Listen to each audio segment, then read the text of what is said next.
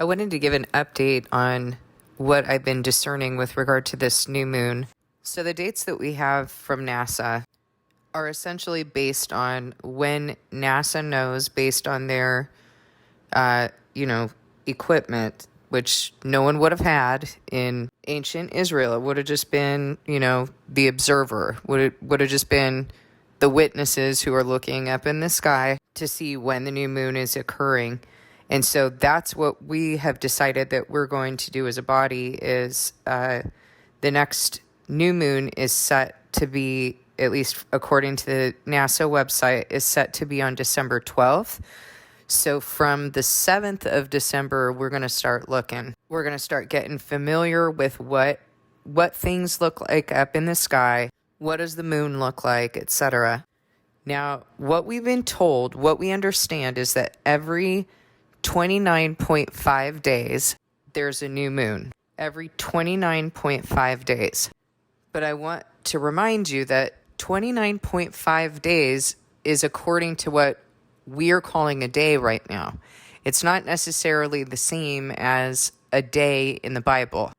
What I mean by that is that we say that there's 24 hours in a day. And we define that to be a 60-second minute, a 60-minute hour, 24-hour day. But if there are, in the Word, if it says that there are 360 days in a year, 30 days in a month, then this 29.5 days, first of all, should raise a red flag for us. And so we want to say, okay, every 29.5 days, wait a minute. The Word's showing us that there's 30 days in a month. So all we need to do is look at where's this extra 0.5? What is that discrepancy? How is God actually defining a day? So it appears that what we're calling a 24-hour day by these measurements that we're using is actually a 23.6 hour day. So then that's going to give us 30 days every month from new moon to new moon, or between new moon and new moon. That's going to give us an even 30 days a month and 360 days a year. So that's the measurement that we need to be using is 23.6 hours in a day.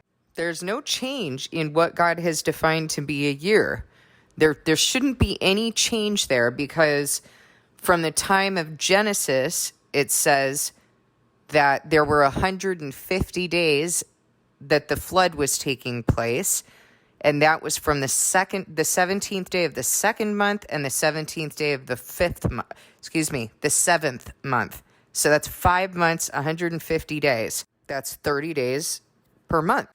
And by the end of the Word, it says that there are 1,260 days, a time times and half a time, that 1,260 days equates to 3.5 years, and also 30 days a month. So there's no change. I've already heard that theory. It doesn't stand. There's no change between Genesis to Revelation. That, by the way, is the beginning of the Bible to the end of the Bible. What we know is that the light in the sky separates day from night. It marks sacred times. It marks days and years. It gives light on the earth. So this is giving us our days. It's giving us our years. And that is how we're going to know when our sacred times are. No one can change the moon but God. And it turns out he hasn't changed anything because he wants us to know when our sacred times are, when our days and years are, right? This is what he gave us as that marker. So 23.6 hours in a day, 30 days in a month, 360 days in a year. But again, that is according to the definition of 23.6 hour days. And in this way, when you look at the calendar, so if you're looking at this particular year, starting with February 19th, 2023, as we discerned as a body, we discerned that the calendar started from there, that is Aviv or Nisan of this particular year. So if you start from February 19th and then you go to February 8th, 2024, which is the day before the new moon in that month in 2024, and you Google how many days is that, it's going to come up with 354 days. But remember, these are days according to what the world has defined a day to be in 24-hour days. So you're going to multiply that by 24, and you're going to get the number of hours in this year. And then you're going to divide it by the number of hours that actually exist in a day, according to the word, which is 23.6, and it will come up with 360 days. So that should happen every single year because there are 30 days in a month. So two things that we're still discerning. One is we're looking up in the sky. We want to make sure that these days are on the right days and that we're doing our due diligence to make sure that, to be familiar. And here's the thing that I'm realizing. The thing that I'm realizing more and more is that God, his heart is really that he wanted us attuned. And he speaks to us in a way and has spoken to us in such a way that represents that. Like he has wanted us to be attuned to the land that we're working, to the fruit that's coming out of that land, to the design of our soul. We see that, with regard to illness and the correlation between defilement and illness, the clean from the unclean. He's wanted us to be really attuned, and he's taught us that way all throughout the word. And he's taught us what it means to be in the camp and out of the camp, and what is the criteria that needs to happen in order for us to remain in the camp. What is it to be physically clean or physically unclean, so that we understand cleanliness with regard to our soul. He's always teaching us in metaphor, and he's always wanting for us to be attuned to our environment, attuned to our design. What is it that we're feeling? And so everyone's realizing that as you're doing your work in Heart Known series, and I'm talking with you about that, and I'm showing you how to do body metaphor, you're seeing the connections. You guys are healing. Like, you can't deny that, right? And you see the connections, and he testifies to the connections between sensations you're having, dreams, memories, etc. So there is a real emphasis on being attuned and connected to everything. And it all comes back to attunement and connection with him, and listening for him in all of these different things, in your circumstances, in, the metaphors that he's bringing up in your life. I talked with you the other day about going out working with my fruit trees outside. I have all this fruit on my citrus trees. Like, these trees are loaded down. And I had to stake my sumo tangerine tree. So he was talking with me about the fruit, and he was giving me confirmation. And he was also talking with me about pruning the branches and, stuff like that. He established that in order to speak with us. And when we're not bearing fruit, when our gardens are not bearing fruit, or when he sent an enemy to take away our fruit, he's always speaking to me through that. And why wouldn't he? He spoke to us in that throughout the word, telling us that our enemies would take our harvest. When people went into captivity, they were working the land that used to be theirs, and working that land to give the harvest to their enemies. That is going to happen in the end, by the way. Everything that the wicked have worked for is going to us. God says that. So what I'm realizing in this calendar and in what he established in Genesis, by telling us the light in the sky is separating the day from the night. The light in the sky is marking sacred times. The light in the sky is marking days and years, and it's giving light to the earth. So did God want us to go and make calendars and clocks and, have alarms and things like that? Like, is that what he wanted? Because that's what we rely on now, right? We've gotten so far away from that attunement that he taught us to have. It's not like he was like, well, I'm giving this to you now because you guys aren't civilized yet. So, here you go until the Catholic Church comes around. And they were largely responsible for civilization. Who needs it? Really? Think about it. Like, is your life better because of it?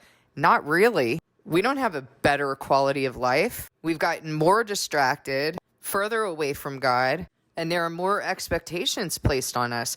Think about the technological boom that you've experienced in your lifetime. Has that improved the quality of life? Is it improving the quality of human beings, of character? Not really. But this is a simple way of being, isn't it? Look up in the sky, be attuned to the earth, and in being attuned to the earth and what God established and how he's communicating with us, it's really just us and God, isn't it? Can you imagine if that's all you had to worry about was just you and God? Just listening and paying attention to what he established? That's where we need to be going back to. That's what matters to him. That's what we need to be getting back to. A very simple way of living in which we're attuned to him. And if anything in your life is conflicting with that, you're going to need to take that up with God. You're going to need to ask him, how do I live a life in you with this going on? What do I need to change in my life? So now if it's just you and the light in the sky and just you communicating with God in the things that he has established, the ways that he has established, then what would a calendar mean? So that's your authority. The authority is, what did God establish? Okay, the light's in the sky. This is when the day starts. This is when it ends. I understand that there's 30 days in your month, so that if someone tries to come around and say, no, there's actually 24 hours or 24 hours in a day, and sometimes it's 31 days, sometimes 30, sometimes 29. Well, which authority? If you're speaking on the authority of God, you're going to be like, no, actually, that's not how it works. The only reason it trips us up now is because we haven't been speaking on his authority. But if this is what he said, there's no 29.5 days. There's just every 30 days, there's going to be a new moon. That's when we'll have our new moon festival. That's the head of the month. There will be 12 of those, and it'll be 360 days in a year. Like, it's super simple. Now, the other thing that tripped us up is that the Gregorian calendar is seasonally based. So if we have a 360-day year, we don't have things as stable, I guess, for lack of a better word. Like, we don't have, well, next year in May, I'm going to be planting such and such seeds. It's kind of going to keep us on our toes. Like, if we were working the land, we would know the seasons. We wouldn't need to go look at our calendar and say, okay, time to get out cucumber seeds or whatever. We're just working the land. We've got a regular rhythm of how things go. And it turns out those holy days that God told us to observe, most of them are date specific, not season specific. And so you have dates, for example, the month of Aviv or Nisan is going to be taking a full trip around the seasons. I think it would be every 84 years. It's going to make a full circle around the seasons. I think that's right, because every 7 years you're going to be a month earlier. It's 7 times 12 is 84, so I think that's correct. But this shouldn't trip anyone up. I mean, this is just the way that it was. We've just had a narrative around this. We've just had, it has to be at this time because Easter is at that time, right? No, it doesn't have to be at that time. We might be used to things correlating with the Gregorian calendar, but that's because that's what the Antichrist did. Now, there's something else that we need to discern together, and I'm going to be studying this in Scripture. And what this is that there are two. So every other holy day is date specific except for the offering of first fruits and the festival of weeks. The festival of weeks is set in relation to the offering of first fruits because you're counting down from the Sunday that you waved the sheaf of the wave offering. You're counting down 50 days or 7 full weeks. But the offering of first fruits is season specific, and inherently so is the festival of weeks. So those are the only things that are going to land in a particular season, because you would be harvesting the barley and then you'd be harvesting the wheat. But here's the thing. There are two sets of barley and wheat harvests. One is in the spring and one's in the fall. So which one is it? And don't just answer. Make sure that you answer with the word. Which one do we need to be observing? The spring barley harvest or the fall barley harvest? And it's got to be backed up by Scripture. And what Scripture says in Leviticus 23 is that when you enter the land I'm going to give you and you reap its harvest. So that might be a clue for us that we want to look at. So is there any indication as to when the Israelites entered the land that God gave them and reaped that barley harvest? So these are just some things that I wanted to put out there.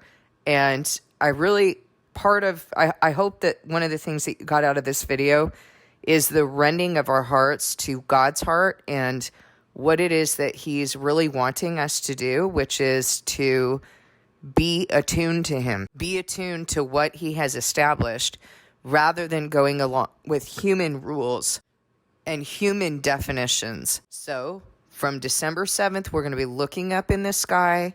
We're going to be looking for that moon and getting familiar with the moon so that we know what it looks like when the crescent, the waxing of the moon. So we're going to get familiar with that crescent, and then we're going to get familiar with what it looks like when the moon is not there anymore or not visible anymore. And just like when we started observing God's holy days, we learned certain things, like he's bestowed certain understanding and wisdom to us. Same thing's going to happen with this. When we're pursuing his heart and we're trying to understand not just obeying the rule, but we're trying to understand, why is this important to him? He told us to look up in the sky and know when that moon is there and the different phases of the moon. Why is this important to him? He's going to bestow wisdom. So I can't wait for the testimonies in assembly, because there's going to be testimonies in assembly about this. We know that. We expect and believe that God is going to reveal wisdom and understanding to those who obey. So I look forward to it. I love our assembly, our family, and I can't wait to see what he reveals. All right, please discern this with God.